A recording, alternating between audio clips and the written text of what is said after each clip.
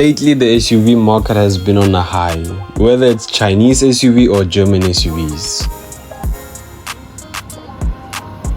Hey there, I'm DST of DST Films, and to my long loyal supporters, I just want to tell you guys that we've added a new segment to the channels, which is reviews, no more vlogs. Time for me to be a bit more formal. But anyway guys, on today's video we'll be reviewing the Audi Q2 Urban Edition. Oh, that doesn't mean the vlogs are going anywhere. We're still going to be pushing out the same content. We're just adding a new segment to the channel. We're going to be doing alles here. Firstly, I want to start off with the exterior design of the Audi Q2. Just take a look at the front end of this car. Audi knew what they were doing and they cooked. I want to complain about the grey parts, but they're not too bad on this one, especially this color of this car. It's not too bad, but the black edition, the front end looks a lot better than the urban edition because there is no grey. The way the vents are situated, even though they are non-functional vents, I like the placement because they actually add like a slight aggression, especially with those matrix LED headlights, which come standard on the urban edition.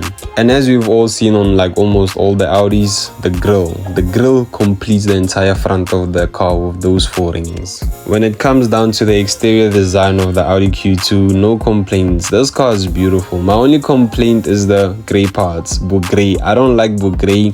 That is why I would opt for the black edition. Even though the car that we currently have with us, the urban edition in this color, looks good. It's not too bad with those touches of grey. The urban edition also comes standardly equipped with the electric tailgate. Like, just take a look at this. Now that's what I call a flag, but there's still more. You can also do this.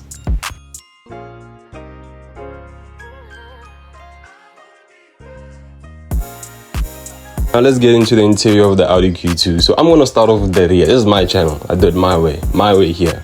But anyway, because I know people usually start off the front and then go to the back. I don't know, but yeah. So once you open the door at the rear, you're greeted by beautiful leather seats. And of course, it's leather.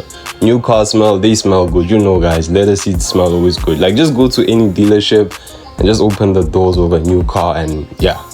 So once you get into the back and you sit, there's actually enough leg room. It's just that the driver's seat and passenger seat are way back. That's just how we Pretoриans drive. I don't know why we do that, but yeah.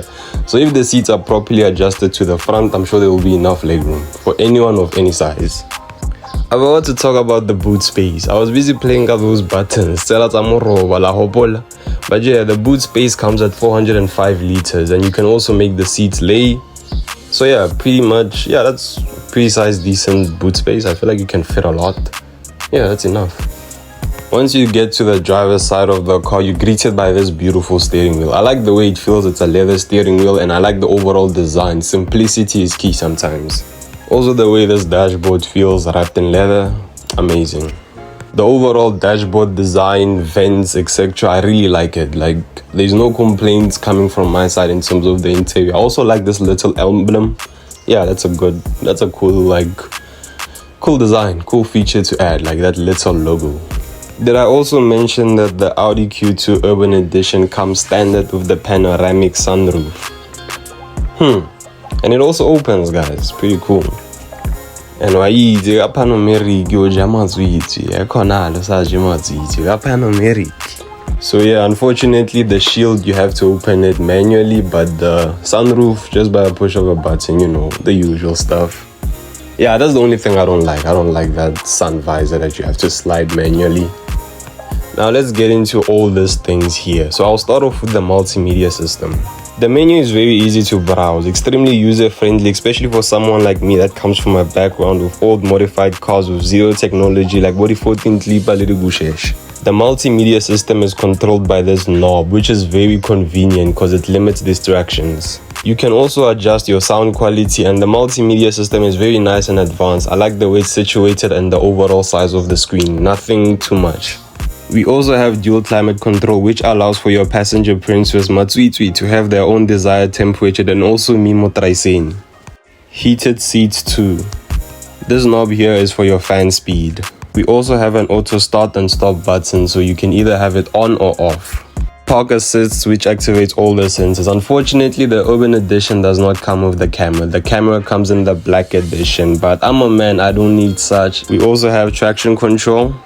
You can also switch off the screen for when you're driving at night for your vision to not be blurred, but the system still remains on. Now for all these buttons you see on the steering wheel. These are your indicators and wipers. Here is your cruise control. You can just simply pull the lever back to activate it and push it forward to deactivate it. Also, once you get to your desired speed, you can just push the button here to set and maintain the speed. You can simply pull the levers up to increase or down to decrease, but this is not a brake. You still need to apply the brakes. And here's the buttons on the steering wheel. These two arrows control this menu here, which shows the fuel consumption and many more. Also multimedia, so that when your phone is connected, your music gallery will appear here. Another thing that I don't like about the Audi Q2, it does not come with Apple CarPlay or Android Auto. This button over here magnifies whatever option you want to see.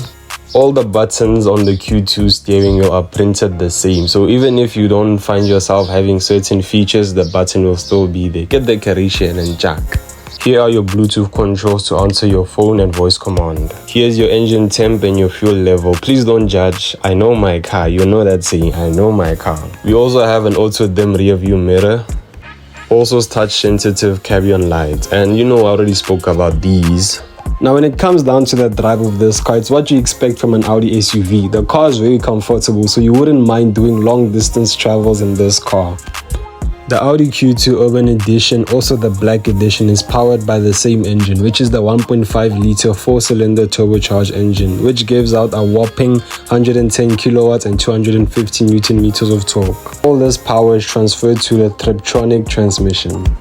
This car tops out at 213 kilometers per hour. I don't think you should be driving that fast in this SUV. As I said, it's not a sports car, it's just a nice urban city car, like just a nice cruiser. I feel like this car is like a daily, and then at home you have like an RS3 or RS4 or RS7, but this car is a perfect daily in my opinion. And yeah, the fuel consumption is at 6.1 liters per 100 kilometers.